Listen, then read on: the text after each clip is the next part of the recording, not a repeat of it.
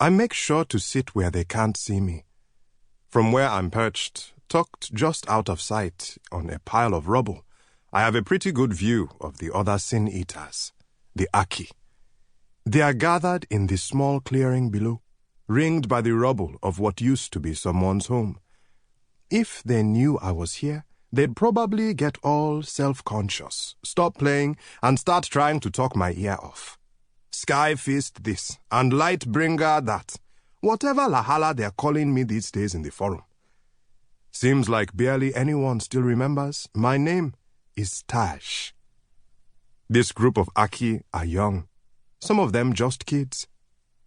But there are a few who look close to my age, including one girl with a big, easy smile that catches my eye. They wear jewel studs in their ears, gemstones to remind them of family members or loved ones they abandoned, or who abandoned them when their eyes changed and it was clear that they were Aki.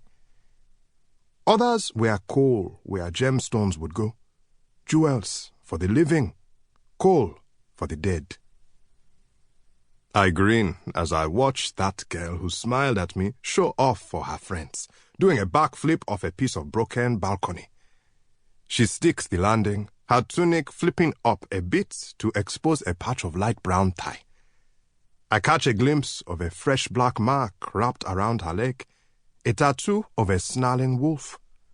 Flashing another smile, Wolf Girl holds up her hand to get everyone's attention, and the Aki form a circle. They begin to clap, slowly and in unison, their bodies swaying with the rhythm.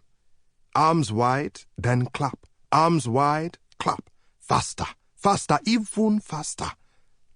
Now, the Aki begin to stomp their feet in rhythm with each clap, while they sing a familiar song. 1 stone, 2 stone, 3 stone, 4. Sound of Arbaaki knocking at your door. 1 stone, 2 stone, 3, 4, 5. Kamsa Dahiaki set your street on fire. 1 stone, 2 stone, and 1 makes 3. Aki from Talata, climbing up your trees. 1 stone, 1 stone, 1 stone, please, so the pretty Aki girl can then see me. I mouth along, careful not to let out a sound. I can't remember the last time I joined a circle of young Aki like this, but I haven't forgotten a single word. As the last words of the song die down, one of the youngest kids enters the circle and bounces on his feet, twirls till he's got everyone's attention. Then he really goes at it, bounding to the left of the circle, darting to the right. He spins, flies through the air, and the little Aki around him cheer and clap.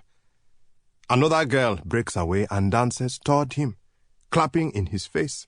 She matches him leap for leap, and now we have ourselves a fight. The two Aki kick and dodge while the circle sings about the kid who steals the pearl and has to leave town, climbing over the massive wall that surrounds our city, of course, and escaping into the forbidden forest on the other side to whoever is waiting to welcome him home.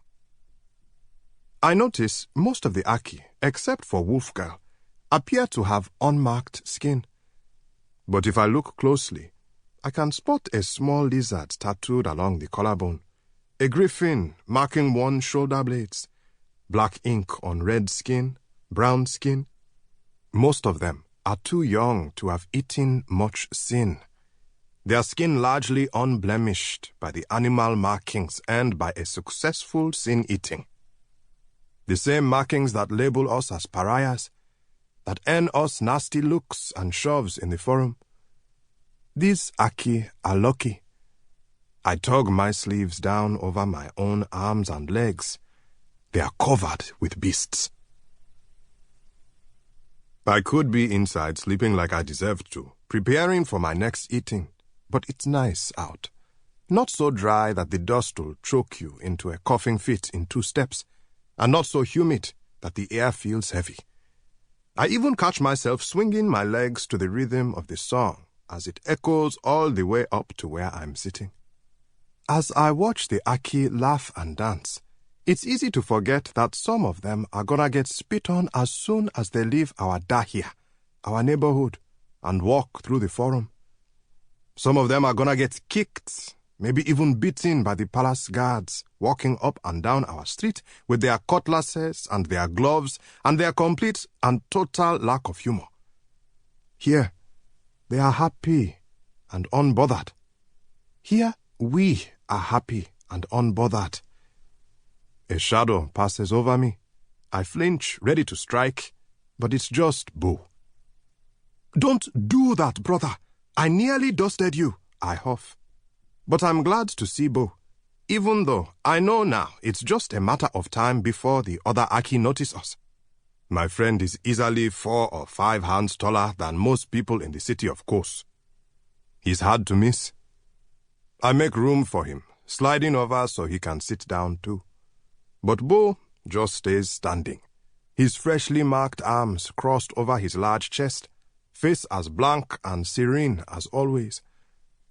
"Dash, we've been called to the palace," Bo says, then clears his throat to make sure I'm still listening instead of looking at Wolf Girl. I smirk. That means he noticed her too. "Jai was called to eat a sin. He failed."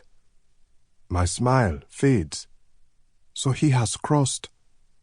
"Yes." Bo's voice is quiet but steady. "The Inisisa ate him. It's still loose. They need us to take care of it."